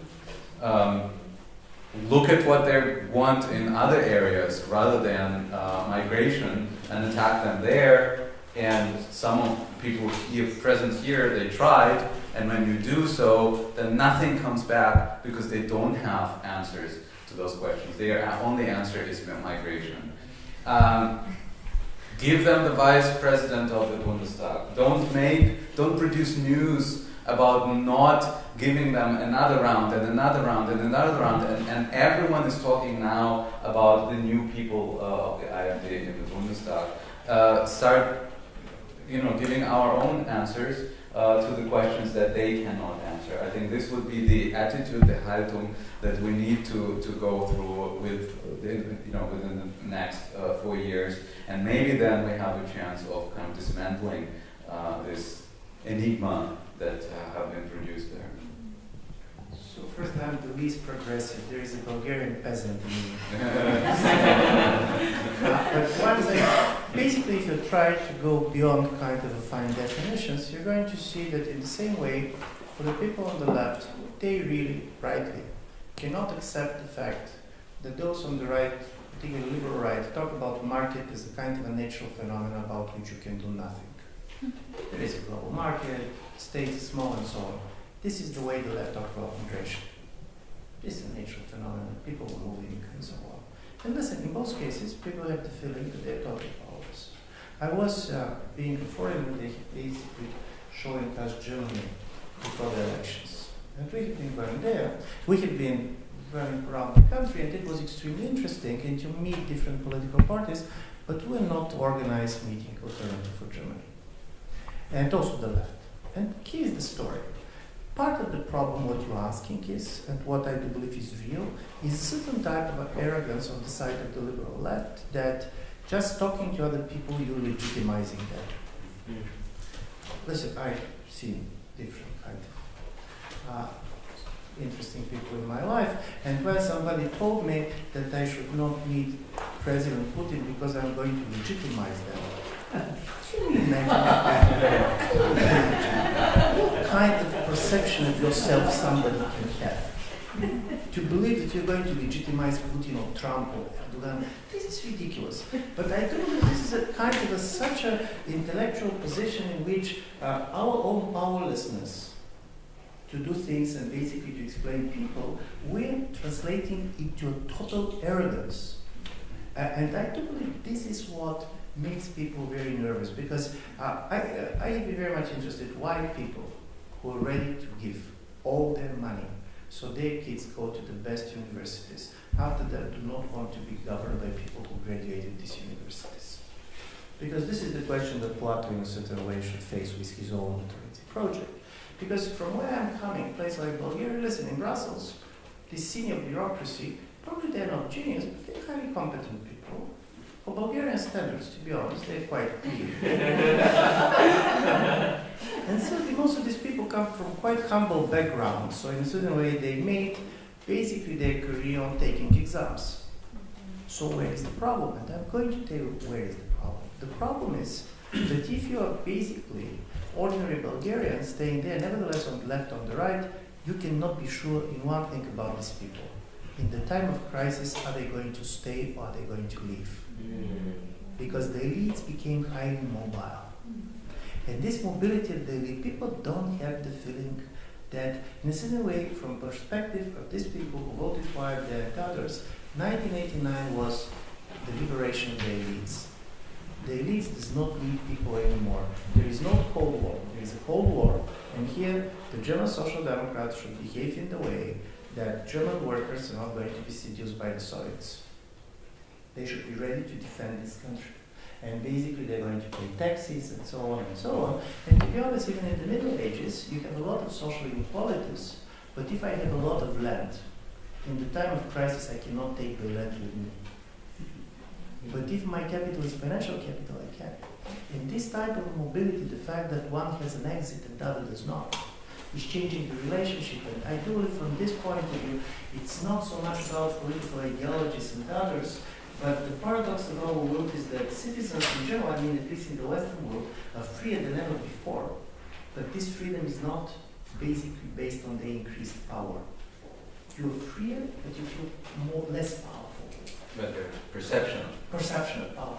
And this is the strange story. And I do believe from this point of view, you absolutely, first of all, it's great that you're asking this question, because just give you one sociological explanation. 40 years ago, in the United States, around 50% of the population was living in counties in which one or the other party can win the elections.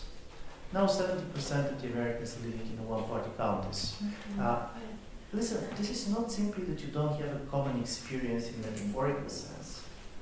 Tell me how many people who vote differently than you feel in your own life. We are more than all of us moving in a constituencies in which you try to imagine the other one. How many of you basically well-known AfD voter? I'm actually living one. I have a Reichsbürger who lives. It's true. You can check it out.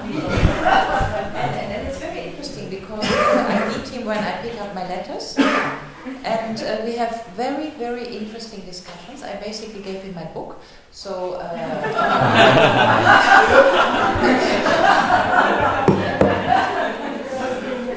And then you're surprised that he's voting the way he's voting. Instead of inviting him for beer and talking about life. Because you share something in common. He doesn't recognize national state of the German Republic either. This feels like a room that's ready to eat. Okay, I'm ready to eat. But there was one question in the front that I wanted to entertain. That was the question I really wanted to really do it. Because she's my boss. The one question. And the question will be. This will be very brief, but I just want it's basically a point of clarification. The category of experience was mentioned a few times, and there seems to be an agreement between you all about the importance of it as a basis for a healthy democracy, collective experience, or shared experience, or narratives about such an experience. And at the same time, of course, we've been talking about the fact that for many people, quite a large portion of experience is simply responding to the virtually communicated opinions of others and publishing those opinions themselves without knowing whether they're reaching anyone or whom they're reaching. And of course the question of the influence of technology in general on the prospects for democracy keeps coming up too. And we sort of vacillate between taking that very seriously and forgetting about it and going back to the old liberal categories of the spaces that we inhabit and the sorts of possibilities we have. And so I just wondered if you could sort of clarify what exactly you mean about this category of collective experience being the most important basis for a functioning democracy, especially since I'm very confused about this post-war European narrative and the experience of the war and this sort of European kind of nostalgia for the last 50 years of the European project. You know, I mean, that was a managed thing as well. That was a dictated thing. It wasn't, as has also been mentioned, wasn't particularly utopian for the rest of the world. In its sort of political side effects, it was a nice situation for people living in a country like France or West Germany in many cases. And it doesn't seem, I mean, it's hard to accept the idea that it was a product the stability that was achieved there was the product of a learning from experience, because it certainly doesn't seem to have been the case that such learning took place after the First War. I mean, it was a conscious project. It had to be directed. It was directed in a certain way, but it certainly doesn't seem to have been a spontaneous result of learning from experience, at least as far as I understand it. So I just wondered if you could just say something quick about how you see this category as being the basis for the sort of healthy functioning of the institutions and processes we've been talking about.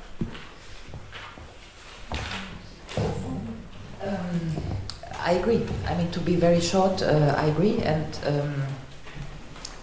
I mean, on experience itself, I'm Buddhist. Yeah, the only thing you really know is what you have experienced. So I think that's a very nice sentence. Yeah, it's like you teach nobody that the oven is hot. Yeah, I mean, it's very simple. Everybody needs to touch. Hot, don't touch. Yeah. You can be told 3 times, you touch until you have experience. So, with respect to Europe, I totally agree. It was a construct in many layers. We had several layers, but after, sort of as an exercise, after all bad experiences. I mean, if I look today into, I think you're completely right that Europe is a narration. And it's a narration that I was told, many were told, and the most interesting thing to look at Europe is first to ask how old are you and where did you live? And depending on whether you are a 20-year-old French or a 60-year-old Greek or a 30-year-old Bulgarian, you get 3 answers on what Europe is. So there's a huge generational divide. I was in the story of Adenauer, de Gaulle, Rhineland, Franco-German tandem story, yeah. My kids are the product of that story. But there are many, many other stories, and it depends largely of your generational divide and when you got into the story, whether you are a newcomer, 2 or 4, or whether you are a southerner in Europe now losing a job through Syriza, through the financial crisis, whatever. Yeah. So I totally agree that what we are experiencing and what we say is a crisis is that we lost, and this is why we remember, I mean, 3 years all discussions were sort of new narrative for Europe. That was the only single title that every conference in Europe had for 3 years, because we realized that we lost the narration we had. I agree it's a construct. The question is, can we reconstruct with a different meaning for sort of a new perspective?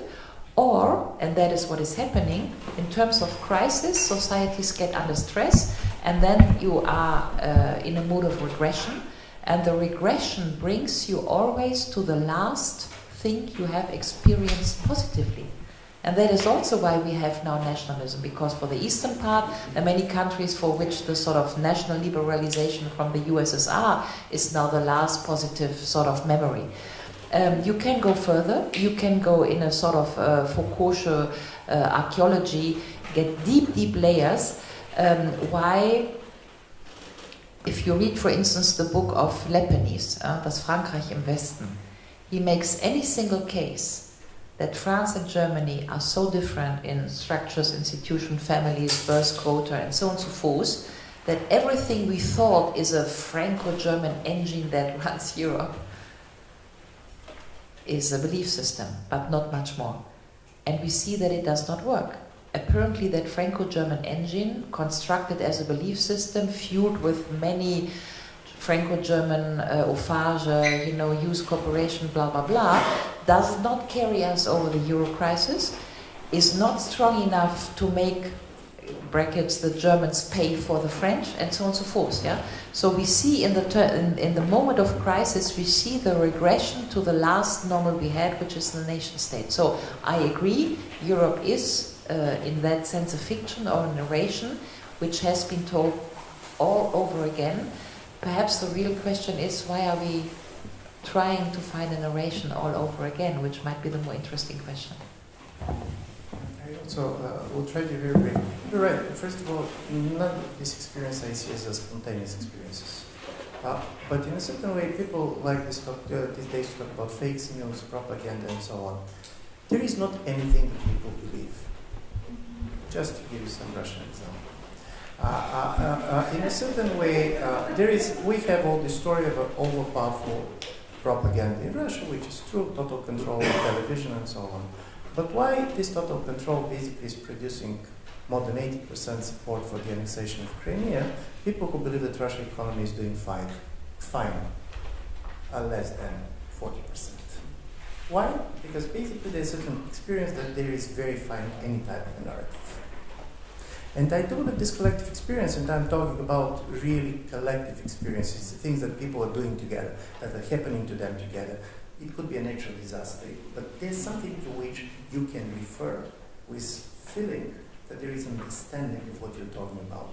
I do believe Jaspers has this after the war definition of fatherland, which I found very powerful. He said, fatherland is a place which you understand and you believe that you understood. Part of the crisis, and this is why Europe does not function as a fatherland is, first, very few people have the feeling that they understand. They don't have this feeling. And also, very few people have the feeling that they understood. This type of